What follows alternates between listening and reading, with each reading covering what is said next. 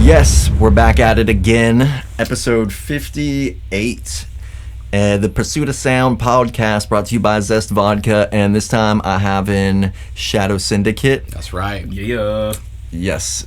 Our new production company here in Charleston, brought to you by our local legend heavy hitters. And yeah, dude, I've had you on a couple times before. I just had you on. Yep. Now we get the best of both worlds. Dude, there's me and Reg were just talking about a bunch of funny stuff beforehand where we were like, save it for the pod, save it for the pod. Saying that. Just hold on to it for 10 minutes. Yeah. Dude, I mean, I just can't wait to start talking about the Taylor Swift ticket prices, though. Crazy, bro. Yeah, literally $4,000. I wasn't lying. Yeah. Yeah. $4,000. Yep. Unbelievable. Have you looked at okay, so No.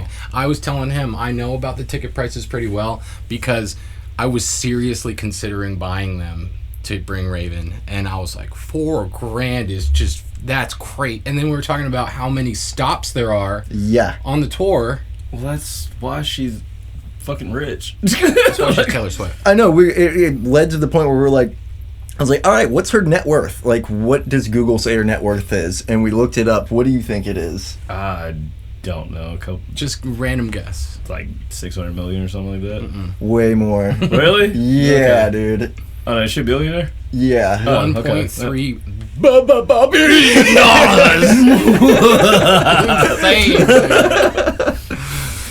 Dude, yeah, and she's just gonna make America need to reprint money in general. Well, no, we'll call them Taylor Bucks. Taylor Yeah. Bucks. Oh, she's gonna come out with her whole new. Yeah, they'll have Taylor on the bill. currency. Yes, dude. You need Taylor Bucks in order to see Taylor live. You Oh, have to. God. Non-transferable.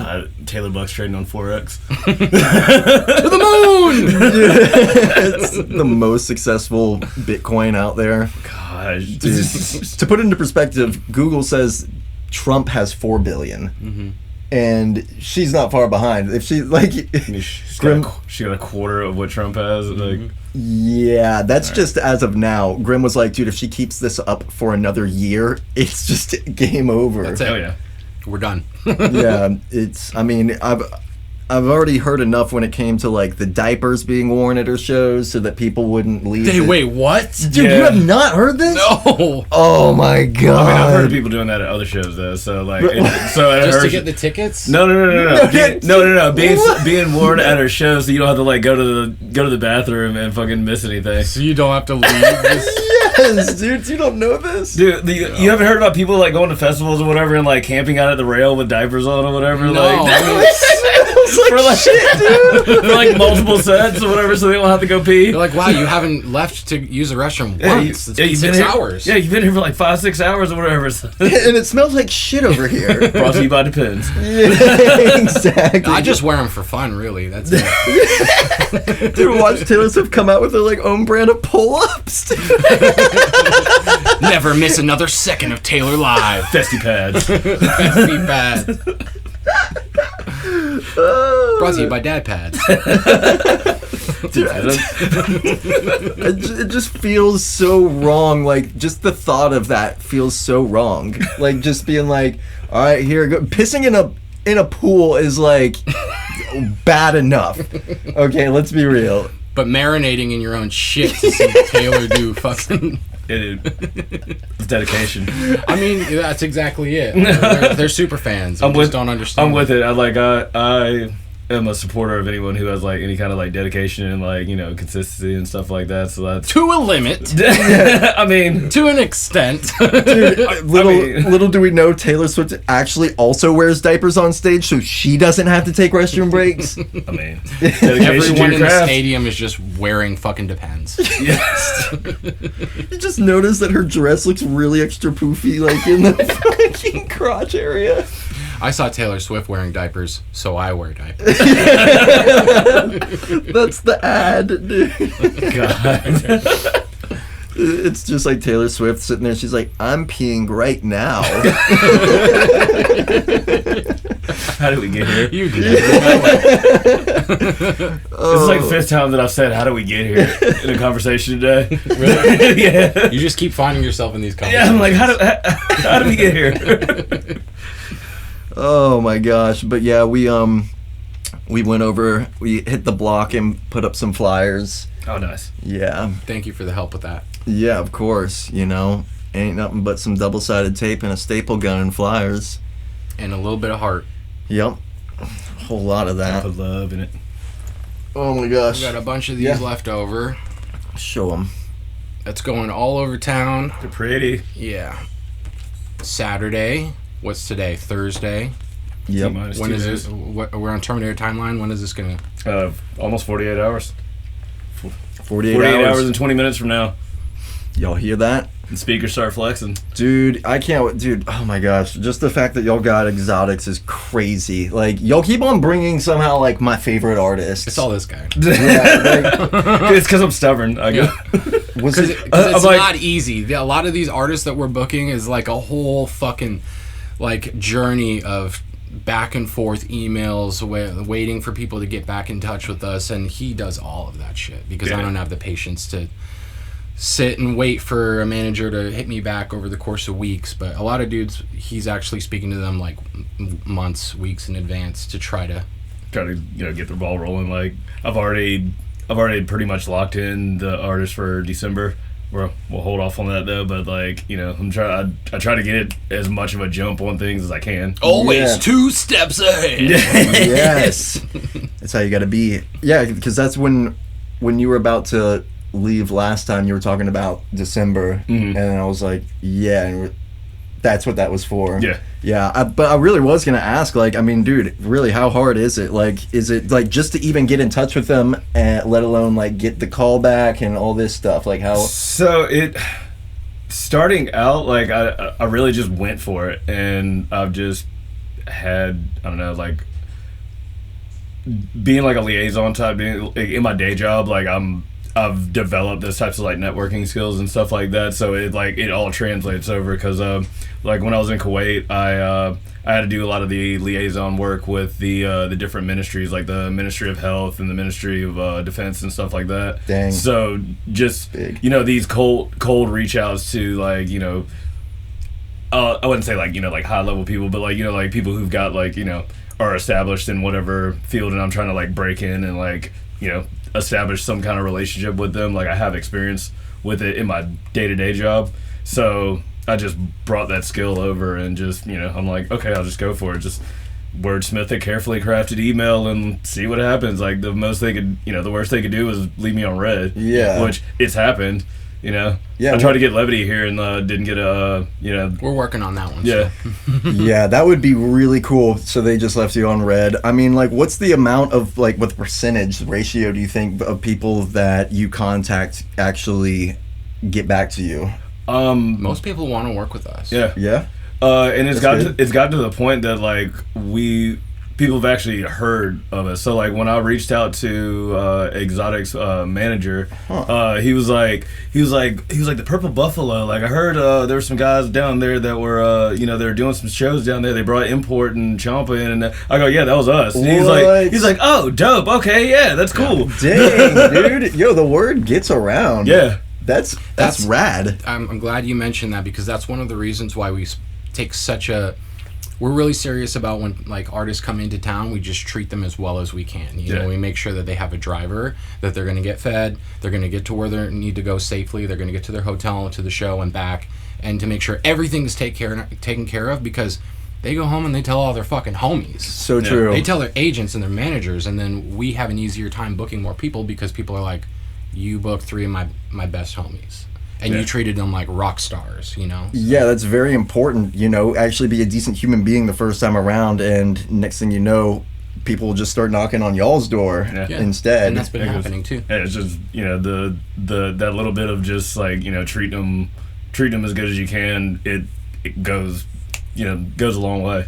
So true. I love to hear that, man. And not to like talk about any numbers in specific, but are they like, it's just something that I wonder. I'm sure other people might wonder too. Like, are you able to negotiate with them? Like, Yeah. Sure. Yeah. Yeah, that's it's doable. a negotiation process, and that's what a lot of the back and forth is initially. It's like coming together. It starts off with, are you the process is like, are they available? Yeah, they're available. Cool. All right, let's start talking prices and stuff like that. Like we'll do this base price plus hotel, ground, rider, that type of thing or whatever. And you go back and forth until you nail down something. And then you're like, all right, cool. You get contract signed, put a deposit in, and then then now comes then you move from the booking agent to the artist manager and the artists themselves, and then you start bouncing graphics back and forth and getting the flyer and everything Which can take nailed down. months, all of this. Yeah, because it depends on how picky people want to be or whatever. Like I've had a lot of guys that like we send them something, they're like, it's dope, run it. Like first pass. Or I have some people, like I have people that come back or whatever and go, oh well, can you like change this, do this, or whatever. So it just all depends on one, the design that we come up with, which we've been pretty successful with a lot of the graphics. Shout out Mike Saga. What's up? Yeah, all the flyers are just top notch. Yeah, they're banging. I love them. But yeah, like once you get that or whatever, then it's like boom, tickets go on sale and we start promoting. Yeah, Then it's just a hard that promotion fight. Dude, yeah, it's so like you have to go way out of your way to make sure everybody knows about this stuff, because Lord knows there's enough things on Instagram and in real life to just dilute your flyer being seen. But y'all do a really good job of that, and aspiring promoters and bookers take notes. They're doing this from the ground up, and each show just gets bigger and better, and now y'all have a collective company, Shadow Syndicate, and it's a force to be reckoned with at this point. Thank you, buddy. Yeah, and it's a pain in the ass, I can imagine, because dude, just with me and my my bandmate just trying to book tours like DIY, it's just you're always having to sit there and you're waiting for the reply, and you're at the whim of the response time. Yeah, and that's the biggest thing, because someone could be busy for like we've had it where guys are they'll go on in the middle of us negotiating or whatever, they'll have to like go on like tour or something like that or whatever. Then we have to wait, or they'll have a string of shows and we got to wait for like a week for them to like go do their stuff and then come back, recover, and then come back up for air and go, hey, sorry, just getting back to Okay, we won't mention names, but tell them the story about what we had to deal with one of our last acts. We had we had one act that like we were negotiating, everything was going, and then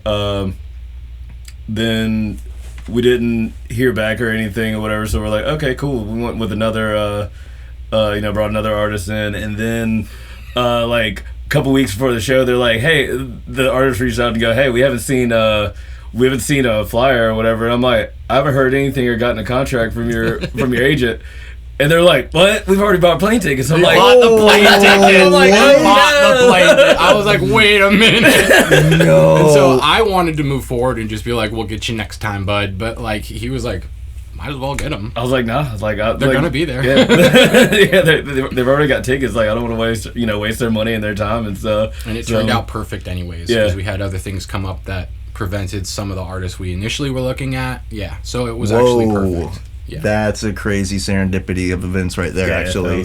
But shit like that happens all the time. And that was the fault of the agency / manager or whatever, not telling the artist, or... Well, no, he just didn't, like, we had locked everything in, and, like, he was still like, on board to have everything, but he just never got me the contract. And I never paid the deposit. I didn't sign the contract, so I hadn't given them money. And so in my head, like, if I haven't exchanged money and signed paperwork or whatever, because we have deadlines. Yeah, we can't sit on our ass and wait till 3 weeks before the show. Do you tell them there's a deadline? Like, do you stipulate that? Yeah. Well, yeah, of course. But like, it just if that exchange doesn't happen, I'm like, okay, well, the deal's not officially locked in or whatever, and so like I assumed something came up and they had to pull out or something, and just You gotta make an executive decision and pivot and do something different. Yeah, thank God that worked out, dude, because that would be kind of awkward, like if they showed up and they're like, "Sup?" they're like trying to make it work. Well, and you're typically also artists don't normally book their own flights like that. That's usually left up to the management, the agencies, and the promoters especially. So to have them be like, "We already paid for flights," we're like, "Wait, what like, the fuck are you talking about?" Boy. But it worked out great. Yeah. And it was fun. So somebody didn't come. Yes. So I think we can talk about that a little bit because it's no one's fault. We had Ushu. Yeah. Ushu was booked, yeah. and he lost his passport at a gig, and so he actually had to turn down a few shows like in a row because he had to go back. Damn. Which was a real shame. Well, no, he got back to Paris, and then it couldn't find it, and so he couldn't leave. He couldn't leave Paris. Yeah. That's what it was. So was there already a deposit exchanged? Yeah. We still got that in the works. We're gonna get them, at a later date. Oh, okay. Yeah. You're just or credits for another artist or whatever it may be. Yeah. Yeah, like he keeps it, and you just say. Well, no. We've got like basically another booking with him or whatever, and like deposits already paid. We'll just have to pay the remainder whenever he comes. Right. Yeah. Just roll it. Yeah, over. we just have that credit with him. That's nice. Yeah. Well, y'all stay posted on that show. Mm-hmm. Yeah, that'll be sometime early next year. Hell yeah. So y'all got one more big one before the end of the year after this Saturday. Yep. And that one's in December, and then early next year. That's what's up. Yeah. Anything y'all want to talk about just straight off the rip right now? We can talk about the Syndicate. We can talk about the label. We can talk about the show. Whatever you want. It's your show. Let's talk about the label side of it. So, y'all kickstarted the label side of it with Dreadnought's EP, which is doing really well right now. Yeah, it's up to like 10K plays right now. Holy shit! That's 6 this morning. Yeah, no. What? Yeah, so that's quite exciting. And typically, man, like my experience with independent releases was really upsetting. Yeah. 98-38. Jeez, bro. That's what I like to see. All right. Wait, on where? Spotify. Oh, on Spotify, of course. Yeah, the SoundCloud is still kind of burgeoning. We're still pushing that right now. Oh, honestly, I haven't been pushing Spotify. I haven't been pushing SoundCloud. Yeah. Yeah, that's all. Oh, Why is that? I've sent SoundCloud to like the homies and stuff. Like, hey, go check this. Go check it out here. Yeah, of course. There it is. Yeah, whenever I tried releasing stuff on my own, even with weeks of promotion and like all of the memes and marketing and types of ads you could do, it was still really like lackluster. So to be able to be part of a collective and to do stuff out of a label and to do it this way is like really exciting. Yeah, and more synergetic. Like, I get what you're saying. Okay, let's hear this really quick.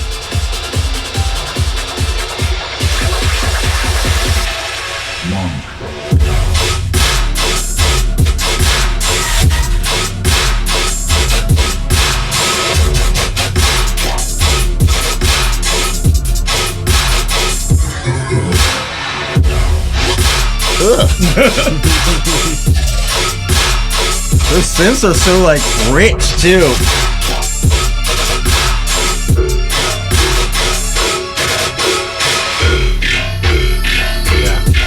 Dude, pretty cool. Solid. So, did I get to ask you last time what production software you use in particular? Ableton. Yeah. Yes.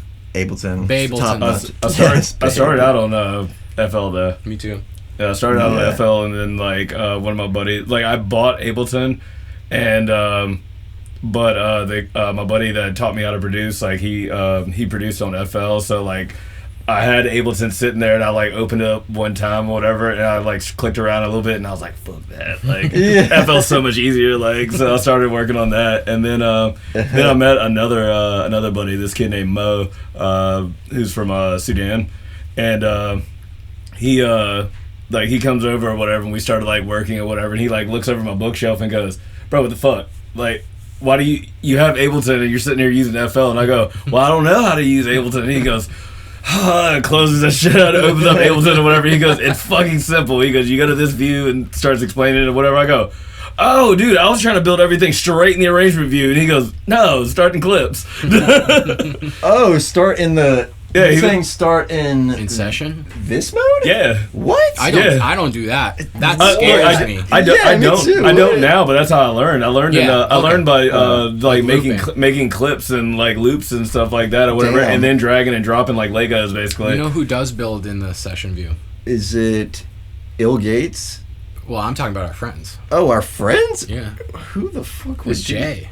Jay? Yeah, he likes to do it that way. What, building in the other view? Yeah, in the sessions, in the sequencers, in like the looping and whatnot. I cannot figure that out. Like, Yeah. I'm from Fruity Loops and I'm from Logic, so seeing the arrangement like that is where I'm at home. You know. Yeah. But you can do the same thing in FL. Like you can sit there and like build like little loops and clips and stuff like that. Just the same way. It's just you don't have that matrix where you can see them like that. But you can sit there and like you can scroll through the different patterns and stuff like that. Like with the sampler with the little click buttons Yeah. on it. Yeah.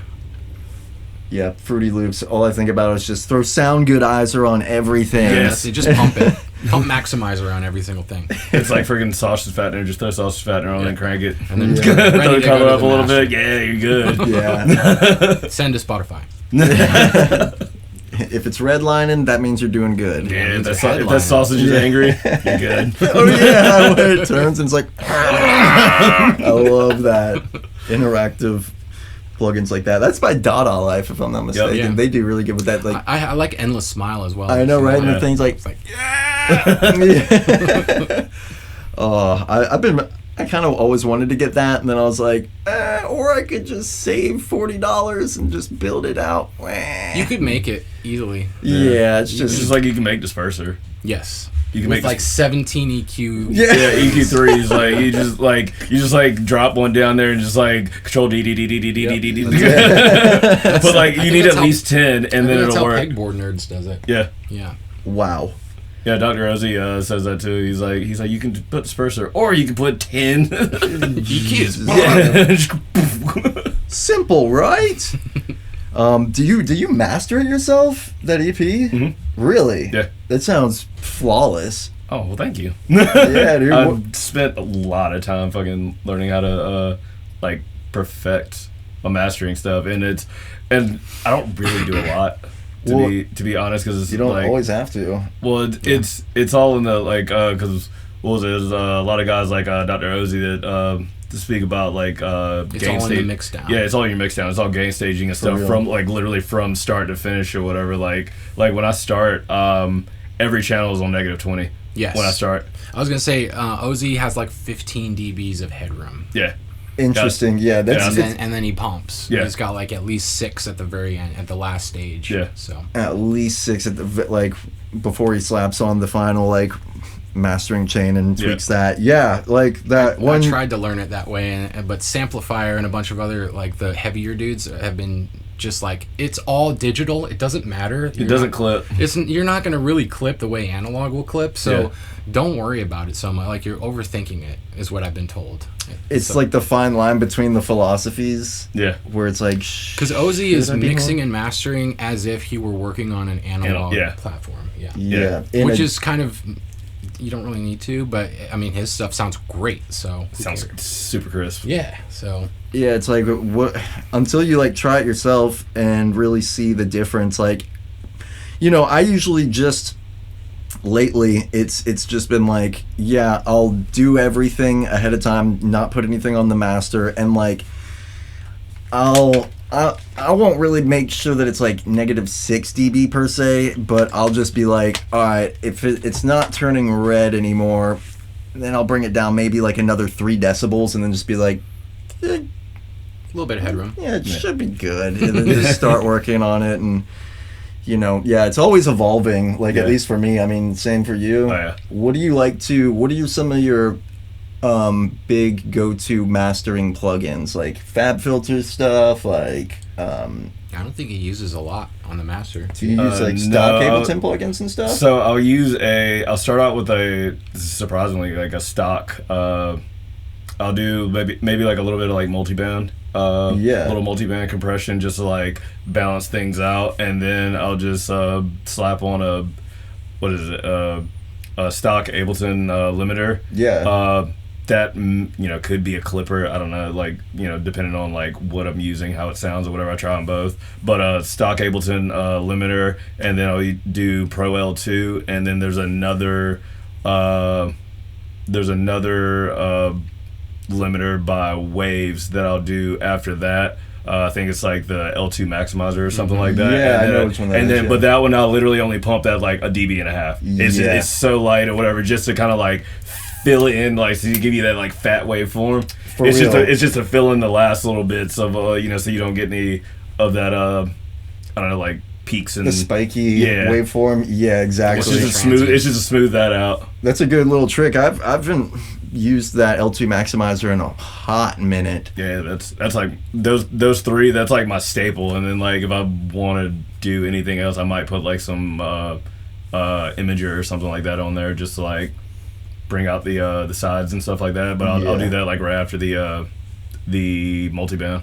Nice. Do you like to use? Have you heard of Wider? Yes. Wider. Yeah. I use Wider more in like the sound design. Yeah, same. Yeah. Yeah. I try to limit my stereo work to the mix down, really. Yeah. That's good. Mm-hmm. Interesting. The trick with limiting too is like you don't want one plugin to be doing like carrying all the heavy lifting and doing all the work. You want to spread it along, and that's kind of what Ozzy's talking about with like gain staging. Like different Skrillex does the same thing, like different levels of grouping and sending to different portions and limiting a tiny bit here and then another stage here, a tiny bit there, until you get to the end stage where you're where you want to go, instead of like cranking one thing. Yeah, no, exactly. And one of the things that I've been doing lately is just using an Ableton stock limiter on individual tracks. Like, say if I'm at the point where it's like I've got like my reverb and all that stuff that I want on that track, I'll throw in the limiter somewhere in the chain just to like help get the character there. Yeah. Like sometimes just pumping that limiter enough to the point you start seeing the orange thing go down a little bit, and then you're like, okay, there's like a little bit more crunch to it right here, and I'm not completely abusing like the limiter in and of itself. And then I feel like that sort of helps juice it a little bit more before it even hits like other limiters and stuff. Yeah. One thing you could do is try switching that limiter out with like G clip or something like that or whatever, because it gives it's a clipper, so it's just like slicing off the square in the waveform off, because it'll give it a different texture sometimes. Like just try the two to see like which it's all taste. It's a clip and emulator, I believe. Yeah, it's not a full hard clip, but it emulates the crunch of a hard clip. And for me, I was using Clip Shifter for years because I heard Company say on a stream that he was told by Phase One to just use Clip Shifter, and I was like, I appreciate both of those guys. I'm going to do what they said. And then after a couple of years, somebody introduced me to G Clip, and they're like, just use it, just try it. And now it's on like every one of my things. Yep. Is it free? Yeah. Who's it made by? I think it's free or super cheap. Yeah. That's my go-to clipper, and it goes on most of the tail end of my processing on almost all my channels. Yeah, it's usually on like my groups. And Morte uses that a lot in a lot of his boost tracks. There it is. Here. Yep. Okay. And you can you see the softness. Yeah. So you can kind of emulate a soft clip. Yeah, because that'll round out the knee a little bit. And then that 2 times oversample is cool. That's just an oversampler. It's just going to push it a little further, but you need to be careful with that because it does introduce, I wouldn't say artifacts. What is it? It Distortion or yeah, I think it pumps the gain after the. I can't even remember. Somebody explained it to me really well, but I'm like, Well, because all it's doing is it's basically like a doubler. So it's just Yeah. it's doubling the signal.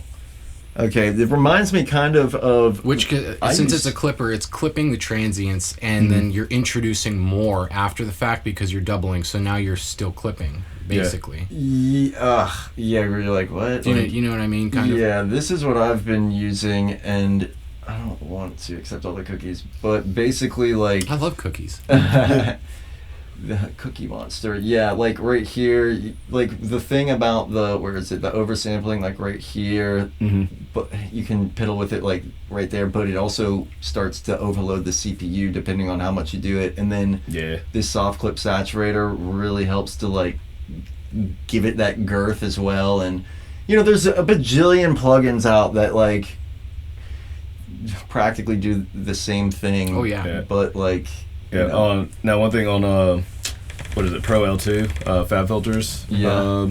Thing they have up to like 16x oversampling, yeah. and like I've upgraded the crap out of my computer, put like a water cooler and all kinds of stuff on it or whatever. Like I have like 64 gigs of RAM so that I can run 16x oversampling. Yeah. Because you can push it a lot farther without it like breaking.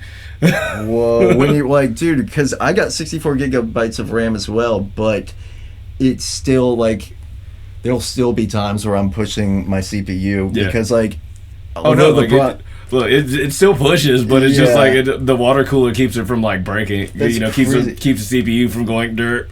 yo, a water cooler. So you've got a PC. Yeah, I got a desktop. Dang, yeah, Yeah. these things get hot pretty quick sometimes. Like right now, it's You got the M1. no. This one is the generation before it.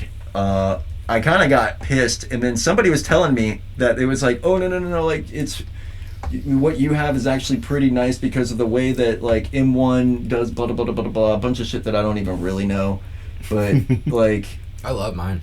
yeah, I mean. Oh yeah. I was like, dude, of course they come out with the M1 right after I save up like $4,500 to spend on this computer. Yeah, It's always like that, man. yeah. I've got the 2018. I've got a 15-inch big boy Yeah. because I'm blind. Yeah. I tell everyone like when they look at my contacts, they go, "Oh, your eyes are so pretty." I go, "Thanks, they're broken." Are they actually prescription? Yeah, Nuh-uh. yeah. What? I'm blind, dude. Damn. He's got broken peepers. Yeah.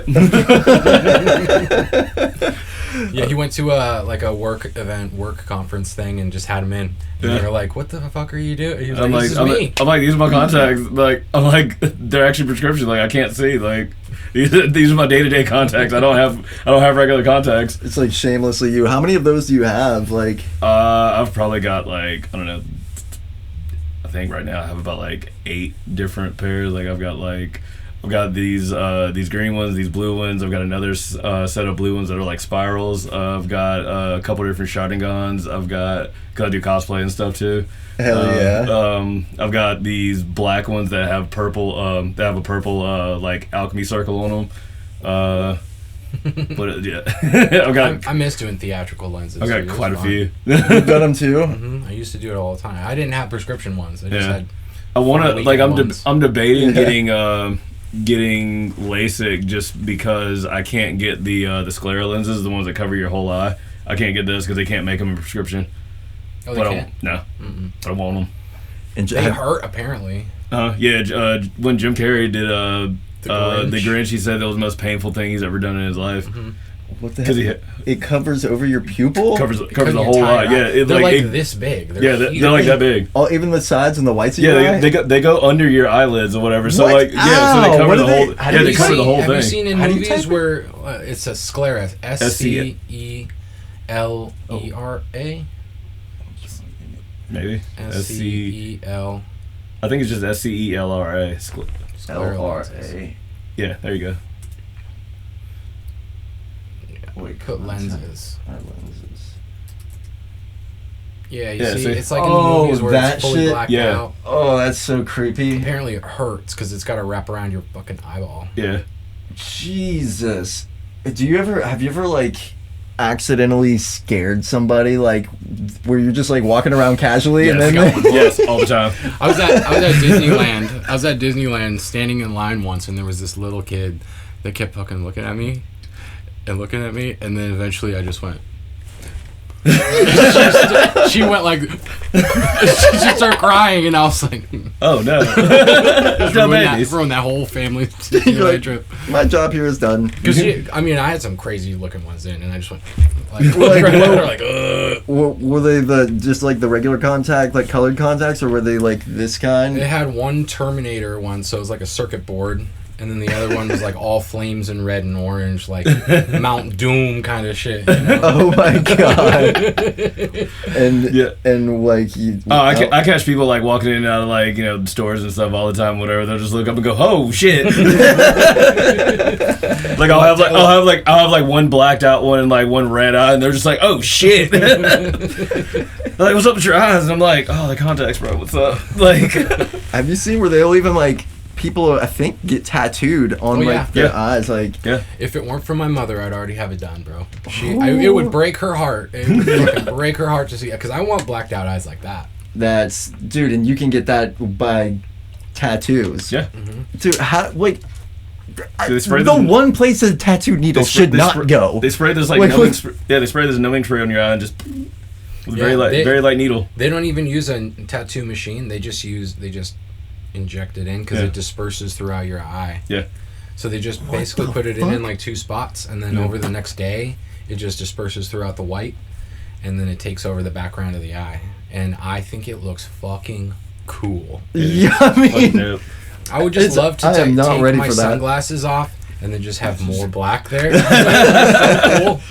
Dude, you would for sure scare people. Yeah, probably. It's like the I just don't want to break my mama's heart. Oh my god. She'd never be able to look me in the eye again. My grandmother's the reason why I don't have my ear. Like I want to have my ears gauged, but my grandmother was like, "No, please, Bro, you're already basically there. Look at you. They're cool with everything else. She's cool. She's fine with everything else. Like I used to have my tongue pierced, and my tongue was pierced and gauged. I had a vertical abrasion. I had a microdermal right here next to my like D. I had fucking surface piercings here. I had my cheeks pierced. You had a gauge in your tongue? Yeah. How big? My tongue was like I think it was in between a 6 and a 4. It was like a 5, but they don't make they don't make any odd I got sizes. this to 10 before I split it. Because I was like, I don't want to get it down to a 6 or something. Yeah. I just want to split it out. So I just kind of quickly gauged it out, and then. Interesting. Show it really quick.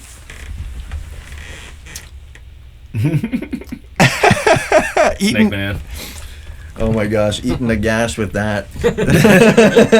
I've never had a complaint yet. I'm sure you haven't. Like, it's twice as nice. If it's nice, do it twice. I'm gonna be in both holes. Shit. Wait, I had a friend call me. Who was it? Was it you? What was the story? I think it was fucking Double Crown. You called me and say, or we were talking about it, and you were like, "So I have a question. Have you ever had one in one hole and one in the other?" I probably would ask that. Before I'm pretty sure it might have been someone else, but before the question even came out, I was like, "Oh fuck, is the battery?" Dude, yeah, I don't know why the fuck it's been doing this. It's really upsetting me. Sleep mode.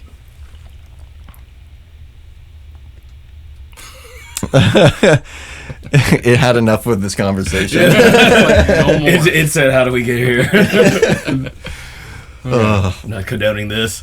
But yeah, I don't know if it was me either, but it's. I think it was. Sounds like something I would ask just to be funny, but yeah, that's crazy. You're like the only person I know with a split tongue. Is there like a real term for it besides split tongue? Bifurcation. Bifurcation?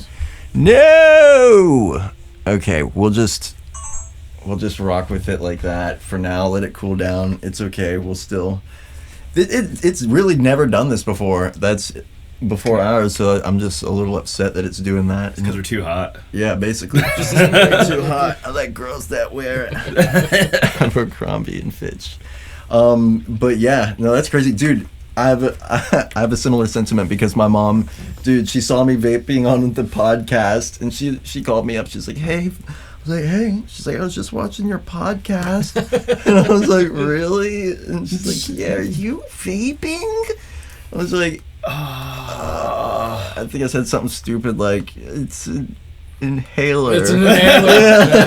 It's a vitamin B and vape. Yeah, literally. Vitamin B12 vape. It's for my asthma. I quit vaping immediately after that phone call. I was like, dude, yeah, it was so embarrassing. Like, yeah, when you get called out by your mom, that's when you know it's... Well, I used to steal fucking 20s out of my grandma's purse. They're pretty okay with me vaping. Yeah. Yeah, you're like, Grandma, you don't have to clutch your purse anymore, but... we're good. But you want to hit this mango vape? I got a Benjamin. Here you go. Benjamin? Have you not seen those? What? It's a pen vape that kids have in the schools and shit. Oh, no. Are you serious? It writes like a pen, too. You can use it as a pen, but it's a fucking it's a cartridge. It's a fucking weed pen. It's a weed pen? Yeah. You not seen Benjamins before? That's no. Yo, I'm what? on the wrong side of TikTok, bro. Dude, it sounds like it's a pretty big issue. There it is. It's in the search results, bro. It's right there. Benjamin carts, like... Kids are going home from school, being thrown out of school for this shit. Oh my god, and they're only like $24 a pin. Yeah, of course. Oh my god. Yeah, Because how else are you going to sell them to kids? You take the cap off the top there, and it's a fucking vape. Oh, cart goes inside. Boy, that is... And those carts are fucking black market China carts that are being sold in the vape stores and shit and online. Yeah, isn't that bad, man? Like, yeah, because they got like all kinds of weird metals and stuff in the heating elements. Yeah. What are they doing that for? Like, is it just so that they don't have to pay for a more expensive gadget to go in that heating coil? Yes. It's just the new alternative to weed, really. Instead of buying flour like we did when we were kids, this is how kids are getting high.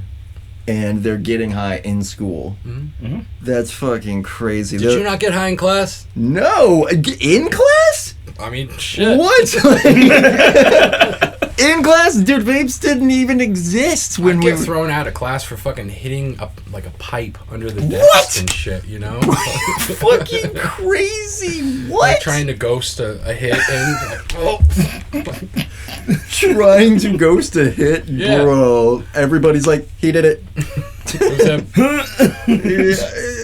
Sitting there, eyes bloodshot. You're like, what? We used to bring Gatorade bottles to school in the morning and like all meet in the band building, and then just everybody would put a little bit of whatever vodka they stole from their parents' cabinet that night. Oh my god. We would just pass that around in the middle of class, Oh, that's crazy. I had a friend that was like passed out drunk on his desk, probably in fucking 10th grade like this. He just passed out and they tried to wake him up. And he just lifted his head up off the desk and just puked everywhere. Oh, Jesus. No. Oh, Jesus. That was a bad day at school. Yeah. It sure was funny, though. Oh, my God. Yeah, Timmy had to get his stomach pumped at He's school. grounded. Yeah, he's so grounded. So fucking good. Dude, yeah, you remember when you thought that you'd be grounded for the rest of your life? Because back then it was the rest of your life. Yeah. It was like, I'm grounded for 2 weeks. That's my entire existence right now. Yeah. Just kicking holes in my door. Oh my god. Yeah, sorry, Mom. I'm a better kid now. Yay. I'm a big kid now. Yeah, pull-ups, dude. I swear. Call No, back. we're not going back to that. Shit, my kid's about to be in pull-ups. Really? Huh? Really? Oh, he's potty training now. Wow. Damn, they grow up so I fast. know. I swear, dude. One of my good friends just had a kid recently, too. Oh, thank you. I'm Yeah. too selfish. At least you're self-aware. I'm honest. I'm being honest. Look, at least true. at least you're self-aware enough to know that. That is emotional intelligence is key. Exactly. I just Becoming self-aware. I just know that your whole life has to change when there's a kid around, man. Yeah. And like your priorities change for the better, obviously. Yeah. But like if you're gonna be a not shithead parent and you're gonna like show up and be part of the kid's life in a good way, then a lot of things that you like are gonna go away.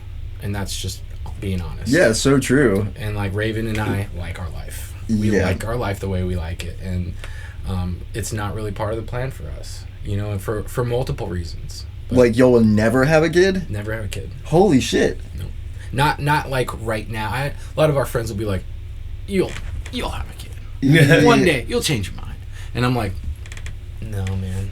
Not even one day. It's not even really up to me. I'll just put it that way." Okay, I guess that makes sense. How old were your parents when they had you? Young, probably like, mid-20s or so. Oh shit. How about you? I think 24. My mom was Damn. 19. It's pretty 19? Yeah. Holy shit. Yeah. Well, that's why my mom and I were so close, because we weren't that far apart. And Dang. She was still a kid. yeah, That's pretty cool. My mom was 36. my grandparents adopted me and pretty much like raised me and stuff like that. Oh, no way. Yeah. I didn't get to that's meet his awesome. mom, but she seemed really cool. Oh. Yeah. And my mom passed away in March. Oh my god, that's right. I'm so sorry, dude. It's the toughest thing to go through. Yeah, it was rough, but I mean, I was Oh, like, I'm so we sorry. had been very close to last, like, I don't know, since like 2011, because she was over in Kuwait with me the entire time, so like we were I think for like four of those 8 years I was over there, we had like a huge like 5-bedroom villa over Whoa. there. Yeah. Wow. And used to throw parties and shit like that all the time, like. Dang. And then because we had my 3 siblings and my grandmother were over there for a little while. That's why we got the All in Kuwait? yeah. Wow, dude. Yeah, they came over there for like a year and a half, and then we just kept the villa afterwards or whatever, and just like threw parties and shit. That's so cool. Yeah. Yeah, but that's still really rough. I feel you. I lost my dad, but it was like when I was like around 11 years old, it still hurts, no matter what age, but Yeah. I imagine it kind of gets harder the older that you get, so to say, but Yeah, but it was I don't know. It was I don't know. It's kind of weird, like, because there was some relief in it, because she back in 22 she was diagnosed with pancreatic cancer, oh no. and so I sat there with her. We lived together. We lived together here and stuff. So like I was with her the entire time, through the entire watched all the chemo sessions and surgeries and this that and the other, whatever. So like by the time we got to the end, it was just like I just wished I was just hoping she would wouldn't hurt anymore. Yeah. So like, and we had a talk, and she was like I'm really I'm pleased with how my life turned out and everything or whatever. She like made her peace or whatever, and I was like, Yeah. so you're good? And she's like I'm good. I'm good. I've made peace with it. And I was like, all right, cool. I'm your biggest supporter, so I'm here for you. Damn, that dude, you learn so much losing a loved one too. Like just you describing that just like really hits me like right in the deepest part of my heart and soul, like, because it's like that where you're just like, oh my god, like you don't really think about these things like until it gets to that point, and the fact that she was able to like literally like tell you that she has made her peace, like that makes it so much better. Yeah. And because nothing would be worse than somebody that's gone too soon, and we see that, we've seen that. Right. Yeah. Because I mean, the thing is, at that point, like, if you're like, oh no, we need to fight and do this, now you're being selfish, and Because it's not Damn. what she wants. Yeah. Yeah. Interesting. I think that's what makes this journey that Reggie are on right now so special, because she like encouraged him to do these things. Because she used to overseas, like she's been my like number one, like like biggest cheerleader through like since I started making music and stuff like that, and like when I toured around Asia and stuff or whatever, Asia and Middle East and stuff like that, like she was there like just about every show, like at least 80% of the shows that I went to. That's so cool, dude. Yeah. What, man? So like yeah, I got that's- to, that's because special. of music, I got to take my mom to like Malaysia and Indonesia and Sri Lanka, So cool, and like man. we went to India, but like we've been all over. We've been all over the place. That's really blessed. I took her to Croatia with me. We went to Ultra Europe You when did what? What Yeah. with your mom? Yeah. Over in Europe? Yeah, dude. Did she like it? Oh, hell yeah. Did she listen to like heavy music? She used to come to like back when back in like 2000, what was it, 2010, 11, and 12. She came to Ultra with me in Miami. Like we used to go every year. That's crazy. And then What's up, guys? This is my mom. Yeah, we went to Ultra. We went to Ultra 10, 11, and 12, and then we went to Ultra Europe 13. Wow. Unbelievable. Dude, so the fact that you've been to all these places overseas and all this, you were telling me a little bit briefly about this on the previous podcast, but do you like know a lot of languages? Bits and pieces, like to converse with people, like, you know, ask for food and like Where's the bathroom? water, bathroom, you know, like Yeah, the bits and pieces. I had my Arabic had gotten very good while I was over there, because like I didn't hang out with a lot of Americans while I was over there. Like I only hung out with like locals and stuff like that. So like all my friends were either like Kuwaiti or like mixed Kuwaiti and something else. Like my buddy Mo, he was his mom was Kuwaiti, his dad was Sudanese. My buddy Nasser, his mom was Kuwaiti and his dad was Nigerian. You know, so these are just get like exposed to it a lot. yeah. Yeah. that's And then crazy. you know, I had a lot of the Indian guys that I worked with. I had a lot of foreign national. I had like when I became manager, I had like 400 and something people under me. Wow, Like, I that's had a 400 lot. something employees or whatever. Like 300 of them were foreign national.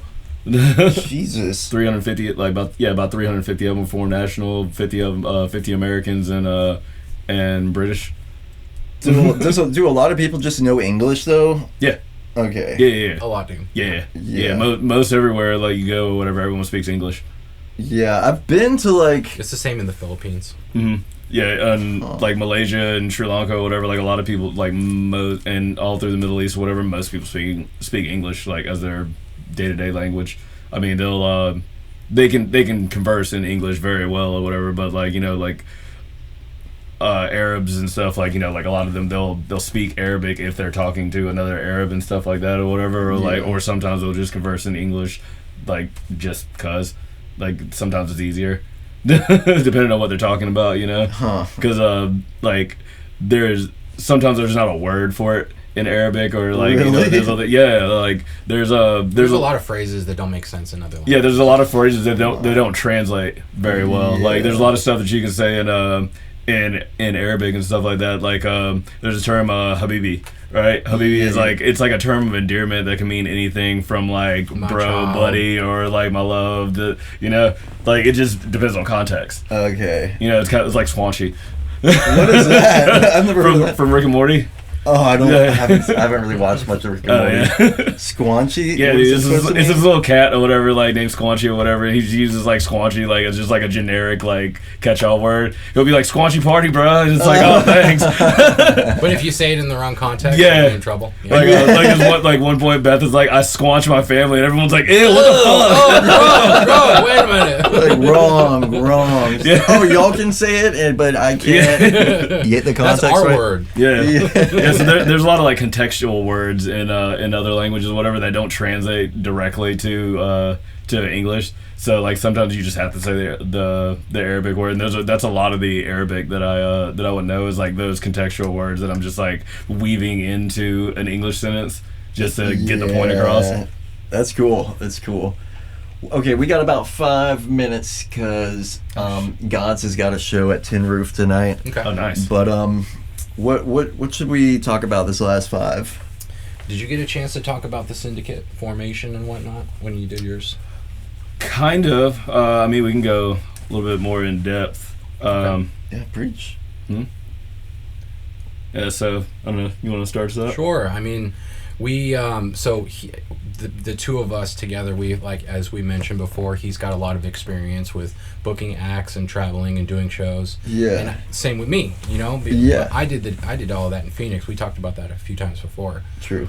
So there's like many years of experience of being in this culture, in this community.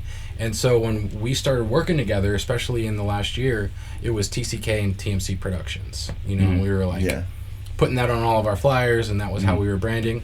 And I kind of started having this feeling this year that it would be really fun to be able to do art, a record label, a DJ collective, a video aspect, you know, and to make it theatrical and make it fun and give a storyline and a narrative. And when I pitched that to him, he was like, yes, bro! Exactly! That is why we're friends. You know? Because we're theater kids. We love the drama. We love the fucking storyline.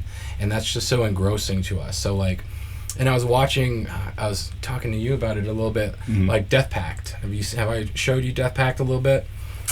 Is it something I can look up really quick? It's, well, if you go to his Instagram, you'll see it. And the thing about Death Pact is that it's one of those secret, masked projects that not everybody knows who it is, but it is Deadbeats. And a lot of people say that it's all of Deadbeats. That's the rumor, is that it's all of the Deadbeats artists can dress up. I might be talking fucking mad shit on this. I have no idea what the truth is on this, but this is the theory, is that it's Rez and it's fucking, you know, anybody that's on Deadbeats can theoretically put on this outfit and like, yeah, there it is. Like, it's a whole video, like visual audio show, live instrumentation. Now, obviously, this is a little bit above the levels that we're working on right now, but like, and if you go to like some of the other stuff on the feed, you'll see a lot of the promotion is like scroll down real quick. Okay, you see all the code there, and you see how Right like here. yeah, Yeah. there's a lot of stuff like this where it's like, it's really eerie and kind of mysterious, and it's almost a puzzle, and it's just like this storyline and a narrative that's just really interesting, and that spoke to me. You know, I thought that was really interesting and cool. So we started coming up with this idea where the initial idea was we wanted to like secretly invite some of our friends into this syndicate, and we could like send out letters in the mail and get their attention, and then like someone like you, Phil, would come up to it, like we would say, we're going to be at this place at this time, and we want to introduce ourselves, and we want to invite you into this secret underground project. And then you show up to this place, and it's just the two of us. We're just like, what's up, dude? And we're like, are you Yeah, ready you're to like fucking really be involved in this or not? wearing robes, and then I immediately get chloroformed. You get thrown into a van, yeah. Wake up in a bath of ice, just like my kidney's gone. Like, no, but that's I was trying to tell Reggie about this. I was like, yeah, I was like slightly creeped out, like at first with the text message. I was like, Good. I should have Look at your window like, who is this? Who knows me? We've been watching We've you been from the watching. shadow. And then all of a sudden I just see something move from my blinds, like, yeah, like, Someone's out there. And then I did those initial videos where it's just like this super obscure, like, League of Shadows types. yeah, like vibe. just like secretive, and like this super automated modulated voice talking about this underground project. And I just thought that was really interesting. So yeah, I loved seeing you show me how you did the voice too. Yeah. That was It's really cool. pretty easy, pretty straightforward stuff. So that's the formation of it. We just decided it was time for a rebrand. It was time for us to be able to push one specific brand out in the front as like our project, rather than be, you know, the two of us. Right. Yeah, it helps simplify it, and it's something for people to latch on to. And it gives us the opportunity to like bring other people into the fold, you know, because it seems True. it seems more official doing it this way, as you know, like a all encompassing project, you know, kind of like a one-stop shop kind of thing. Yeah, it's what Charleston's needed, like, you know, the vacuum that we were talking about last time that was After Shredder. created, like after all this, like, and even Morgan and Sven and stuff like that. We decided to start doing this because of that vacuum. Yeah. We waited patiently for somebody to step up to the plate and start doing events again, and no one was doing it. And Yeah. we're It's like, and this whole thing got started because I was like, what if we do a free party at the Purple Buffalo just for footage? and I ran with it. And Reggie was like, he's blood in the water. He was like, I'm ready to go. We're doing this. In the water. And I was like, hey, so I was supposed to bring import here like 2 years ago or whatever. What if we brought import? And then he was like, yeah, okay, cool. And I was like, great. Went, like, reached out to his manager, got all that, because I had already spun him up like a couple years ago. I didn't know that. Yeah, I didn't tell anyone because it like fizzled out or whatever, and I didn't go through with it it. was on the back burner the whole time. So I wanted to bring him here in 2023 and crazy. I wanted to bring him here in 23, like April of 23 or something like that, around like 420 or whatever. Like that was my plan, but then like everything fizzled out because like my mom got sick and stuff like that. And, so I just that's understandable. But now it's actually happening. Yeah. So, is there anything on the radar for like the next like release of music underneath Shadow Syndicate that we can expect? It's me. So what are you planning on? I've got a handful of work that I'm confident enough to show the world, and it's stuff that I've been playing in a lot of my sets. But like I was saying earlier, the idea of sending these things out into the void by myself without some sort of a plan is like so disheartening. So I just held on to stuff. I'm like, I don't want to send this to a big label, but I don't want to do an independent, because having 23 SoundCloud plays just breaks my heart. I know, it's so sad. It this is my upsets baby. me. It's a lot of work to put into like a 7-second TikTok clip and then not get any. You know what I mean? It's so shitty. So nothing's worse. I've got. I can't decide if I want to do an EP like he did or if I want to do singles, but I do know that I want to release in October. Maybe you could do a single from the EP we were talking first, about this. And then the EP. Yeah, a teaser single to get the water boiling a little bit, and then an EP with it inside it. Yeah, I was thinking that. So that's the plan for October. And then we got December. We got the show then in December. Yep, that's right.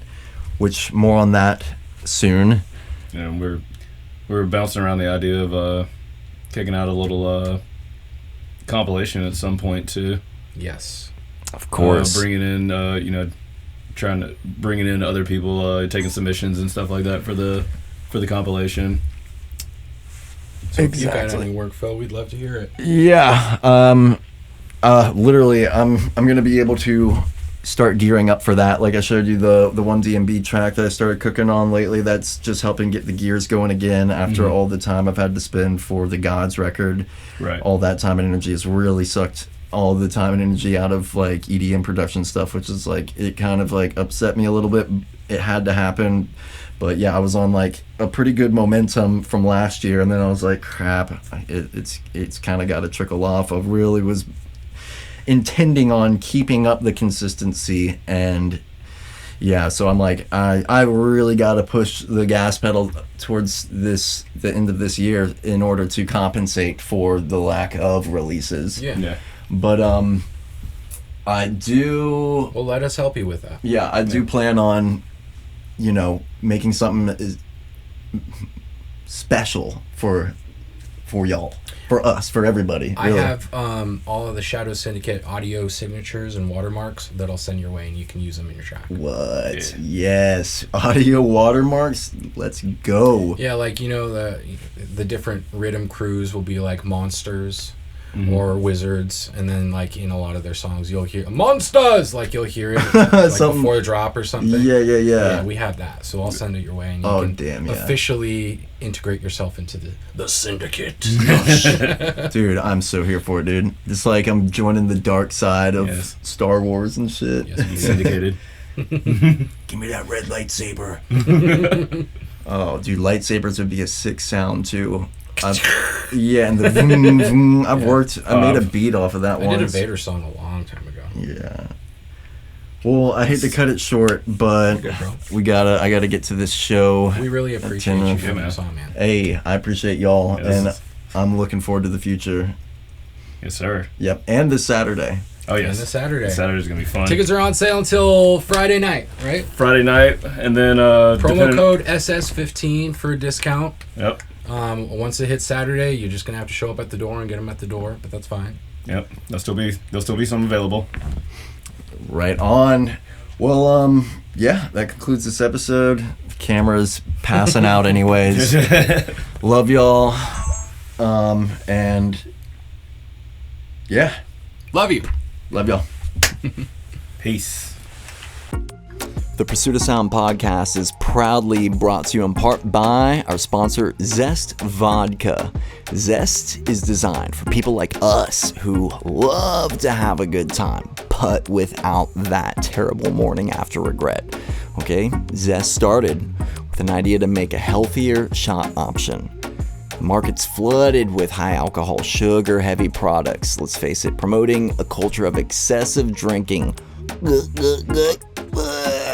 But Zest knows we want a more genuine, transparent, and healthier choice without sacrificing taste or experience. So after Zest studied consumer preferences and existing brands, they dug deep into better ingredients. So Zest boasts proudly half the alcohol content, but don't get us wrong, significantly less sugar and zero artificial additives commonly found in traditional shot brands. All right, crafting Zest Vodka was not about introducing just another shot brand. It's more about sculpting an experience. You know, an indulgence-free drink that upholds the pinnacle of taste and quality. They stand to revolutionize the shot market, guiding it towards a brighter, healthier, and more transparent future. Yes, Zest Vodka. So please join us poolside, surrounded by friends, and enjoy Zest Vodka, crafted for everyone seeking a healthier choice. Drink responsibly.